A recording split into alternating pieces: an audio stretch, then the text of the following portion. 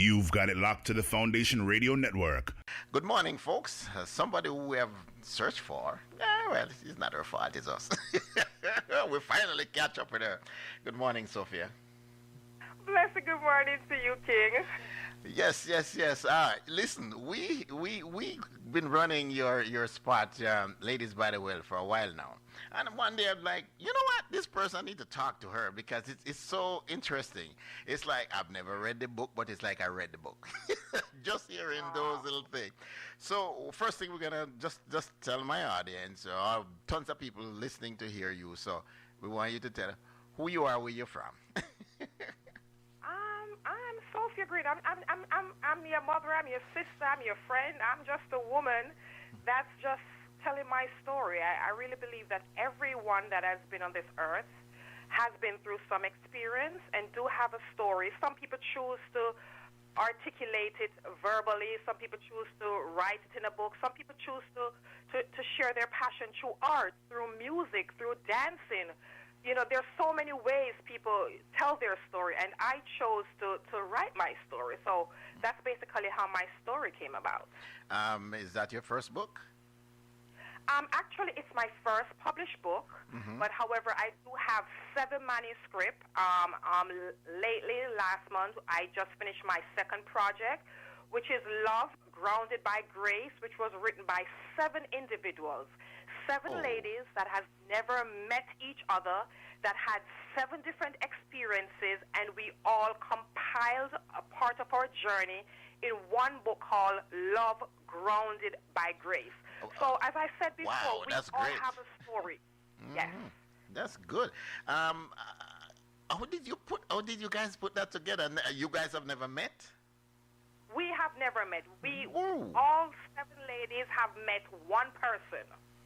And one of the 7 women know all other 6 women. And she came up, yes, she's a prophetess, and she came up with this idea that I'm going to select 6 women. She claimed and she said and she alleged that she prayed about it, and I was one of the person that she chose to be one of the 7 individuals. And we wrote the book. We send in our part of our journey to the publisher, and they compile the book, and the book is now available. It's available in the Norman Manley International Airport in Kingston. It's available at Sangster's bookstore. It's available on Amazon. So it's a great thing that we can go through an experience in life, and we don't use it as being victimized, but we draw strength from anything that was put in place to break us. We draw strength from this and use it as an inspiration for other people that may encounter where we have been. Turning the negative into a positive. Indeed. All right. So tell us now, Ladies by the Well, what drove you to write that book? Ladies by the Well started out as me journaling my life experiences, and I was moving so fast in my journey that I thought that I need to write that. First of all, I've been journaling since I was 8 years old, because I was an only child until I was about 8 years old. So I've been journaling from this point in my life, things that I've been through, things I'm feeling, things, whether it's negative things, and I found myself one day with over 30 journals, over 30, and I decided I'm throw these journals away. I'm not going to look back. However, the things that I can remember, because there's so many things I've been through that I have suppressed quite a few things. I've suppressed a lot because I don't want to go back to that place. However, the things that I could remember, I decided I'm going to write it because I believed in my spirit that I was not going to live to see 40 years old. I believed I wanted to leave a legacy for my children, that they will know my story, that when someone is talking about me when I leave this earth, they don't talk what they think they know, but my children can say, no, my mom wrote it down. This is what my mom said. So I started writing my story, for privacy for my children. And then one day I decided, I think I'm going to put this in a book. And I put it in a book, and the next thing I know, it was in stores. People was asking for copies. People was asking me to tell my story. And one thing led to another. And so out of 7 books that I have, I've been a part of 2 published books. Oh. The journey on this one, did you have issues to publish it, or did you get people who were encouraging or discouraging along the way regarding this, the Ladies by the Well? To be honest with you, to publish my book, it was a very private journey. No one knew I was writing, more than people that was close to me knew that I journal a lot, and I wrote poems, because I've been writing songs and poems since, like I told you, from 8 years old. I wrote my first song when I was 11 years old. It never went anywhere. It never went anywhere. I know at 13 years old, I went down to Tough Gong. I never forgot. I went down to Tough Gong. They said, put it on a tape. I don't know anything what I'm doing, but this is a 13-year-old thought that, okay, I'm going to be a singer. I want to be a singer. I have a song, and I'm going to be... Went down to Tough Gong. Tough Gong said, put it on a cassette. At the time, it was cassette, not DVDs and all. I put it on a tape. I brought it in. Tough Gong said, you know, at the time, come in, we want to produce your song, but we need consent from your parents. Went home excited, told my mother about it. She was like, okay, where do we go from here? And I said, oh, Mom, I have to be there at a certain time. Mighty Diamond said, okay, they'll take me on their wings. They're going to put me in their fan club, but they need me to showcase at 7 p.m. on Tuesday nights. They were having this fun day, they had a fan club, and at 7 p.m. at night on a Tuesday was when they wanted me to showcase. And my mom said, you're 13 years old. I'm not sending you with no Mighty Diamonds, these 3 men, no 7 p.m. uptown. My daughter with 3 men in their 30s and 40s. Tell Mighty Diamonds and tell Tough Gong that I said, it's a no. Now study your book. That was the end of my big dream of being a singer. Yeah. So I killed that dream long time ago. I'm laughing because I know of other cases that are not the same but close to. And don't tell me that's you. No, that's not me. No. Okay, I never entered that business until I was way up in my teens. But seriously though, but that's a big push. It's good. It's fun now that you talk about it, because I can just imagine the disappointment. But then it's fun after you talk about it. Right. You know, and I really, it wasn't that I wanted to be a singer. I just wanted to use my voice to say what I wanted to say, because I was singing about all these children that were abused. At that time, the song was called Children Suffering Badly. And I was taking a bath, and I just started singing this whole song, and I decided, wow. I went up to school, sing the song, and my friend said, oh, I like that song. I was like, okay, listen, everybody needs to hear this song. Children are suffering badly. I need to record it. So it wasn't that I wanted to be a singer, and it wasn't that I thought I could be a good singer. I just wanted to be a voice as a child of what was going on, because I had so many friends that were coming in my home that I was hiding at night that were sexually abused in their home. They wouldn't share it with their parents, but they would share it with me. And I felt that if I could sing as this anonymous voice for them, then maybe somebody would look in and say, could this be happening to my daughter? You know, but now we know it's not only happening to girls. It has been happening to boys for years. But because of the stigma and the homophobic that we have within us, boys are not willing to speak about this because, you know, afraid that they'll be stereotyped. But we know now, everybody knows now, that boys and girls are equally molested sexually. Right.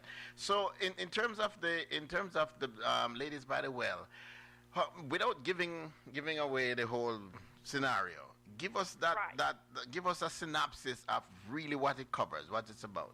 I mean, okay, Ladies by the Well covers any form of enslavement or addiction. It could be drug abuse. It could be pornography. It could be gambling. It could be anything that enslaves you to the point that you're not capable of being the best that your creator deemed you to be, that held you in hostage. And these hostage are spiritual. You know, you'll see these people walking around and they're doing their daily routines. They're going to work. They're being mothers. They're being fathers. But they're enslaved by so many things. They're enslaved by the flesh. You know, we have so many people that secretly have so many addictions that we're not able to speak about. And whenever we're not able to face our demons head on, then we have a problem. And that's why we have leaders that are taken down by, whether it be that somebody will wonder, why would this great man that has all this money, or this great woman that has all this, would go out and jeopardize their life with a prostitute, or their future, or their marriage, because we're not able to face our demons head on. Enslavement. And it comes in all different color and forms. And we have to recognize, and I recognized earlier on, that I was enslaved with quite a few things. And in order for me to go forward, I have to face it. And one of the ways that I faced it was to write about it, was to acknowledge it, was to accept it, was to take on accountability. Then from there, I find the solution. What can I do to free myself from all these enslavements, whether it's anger, whether it's addiction to diet pills, or addiction to birth control, or addiction to dance or music, whatever it is that hold you hostage, that doesn't allow you to walk and be everything that you were created to be. That's what this book is about. Freeing ourselves from what is holding us back. All right. So how is the book doing on the market? To be honest, I don't keep track of how the book is doing. I get a request, Right. I put it out, I get an order, I put it out, because it was never done as a business. Right. When you love to do something, you do it with passion regardless of the compensation of monetary value. It's good. It's a beautiful thing. It's a gratifying feeling when I get called by Sangster's bookstore and they say, Miss Green, we have a check here for you. Could you pick this check up and could you restock us? It's a beautiful feeling. However, when you love what you do, you don't watch the dollar signs, because you and I know, and everybody that's enlightened, know that money is paper. And if tomorrow money has no value and they came in and they say, okay, we're going to barter stuff, no more money, you know it's a time of our credit cards. We're not dealing with papers anymore. We're going to get food from you and we're going to exchange it with clothes, then you know money has no value. So I never put money as my priority or as my motivation to do anything. Anything that I want to be a part of or choose to be a part of has to be done for love or because it's going to reach and do a greater part for humanity. Have you been asked to, do readings of the book in various places? I've been asked 3 occasions, not a lot, but 3 occasions. But as a mother of 6 and a single woman, and I do have a full-time job and part-time things that I'm involved in and projects, I am very wary of where I divide my time, because my time is much more important and much more valuable than money. So I have to be very selective of where I go, the things I can say yes to, because you have to take care of yourself first. And I can only spread myself so many places and be at so many events. So there's times where I may have to say, I do apologize.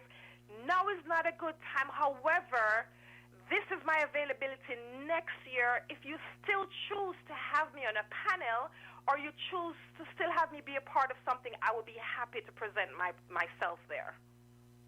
All right. So tell us about the book again, where we can get it, and what we should be looking forward to with the others coming out. Okay. Ladies by the Well is women telling their story in one person. You know, some people talk about the alter ego. Some people talk about schizophrenic. Some people talk about multiple personality. They came up with this new thing in America. So, you know, America, they have a diagnosis for everybody. They come up with bipolar. And all these things are saying that different personalities are entwined in one person. But I'm saying from my experience that in every woman or human being, there's so many dimensions of who we are as human. So to label somebody and say, you're this and you're that, we are wrong.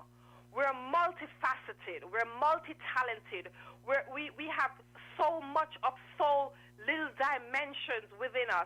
So Ladies by the Well is one woman telling her story of all these different women within this one woman at different part of her journey encountered different level of things and what she had to do to make peace with all these sisters that were living within her so that she can bring the best sister forward and the sisters that wasn't so beautiful could follow in line and know when to submit and when to be quiet and when to just allow the best creation of God to speak. Aye, aye. We have to go change your profession shortly. No, man, we're not changing nothing. Oh, we're not changing nothing. Changes is not ready yet. All right, good. Right. Well, Sophia, tell us where we can get the books and, Okay, Ladies by the Well is available on Amazon. You can personally get the book from me if you choose to get an autographed copy. I'm on Facebook. I'm on Instagram. You can also catch me on YouTube under Ladies by the Well. If you need to come on my personal Facebook, Sofia Lorraine Green. I'm very selective with who I accept as friends. I usually don't accept because I don't have a fan page. I choose not to have a fan page because I think it's so impersonal, and I'm a very intimate individual. So most people that's on my page are people that know people that I know or I know personally because, as I said, I respond to all my messages. I answer people questions. I speak to them directly. So I don't have a fan page because I'm not running a business with my book. Yes, I do welcome, people supporting me, and I do welcome them purchasing the book. But like I said, wherever it goes, it's in God's hands. And Ladies by the Well, you can get it at all 12 Sangsters bookstore, nationwide in Jamaica. You can get it at Norman Manley International Airport at Books and CD. You can get it at Montego Bay Airport.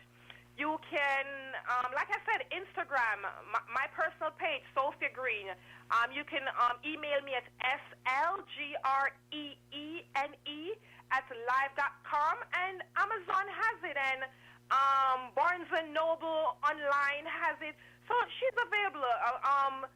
Craft markets downtown Kingston in Jamaica carry the book. In Portmore, all the bookstores have it. And in Jamaica, if you are bedridden or you are not able to move around, just click me or send me a message. I will personally have someone deliver your book to you if you're not able to get out for any reason. And don't be surprised. I may pop up to your door and say, "Hi, I'm Sofia. I'm the author. I heard you're bedridden. I heard you're in the hospital. I heard you're incarcerated. And I just thought that I wanted to honor you by bringing you this book in person." All right, Sophia, we do appreciate your time. And Yes. we thank you very much. And don't be any more strangers, all right? No, I definitely won't. And I thank you and I appreciate you. And please give Mr. Lindsay my love. All right, I definitely will. He's probably listening right now. All right, Mr. Lindsay, you got all of Sophia's love, okay? All right, Sophia, thank you very much. And we will talk again when, the other project, seal and sign. Okay, thank you. Have a blessed day. All right, you too. Bye. Bye-bye. Bye. Okay, folks, that's Sofia Lorraine Green, and very interesting person. Very interesting person. All right, so, very interesting. Yeah.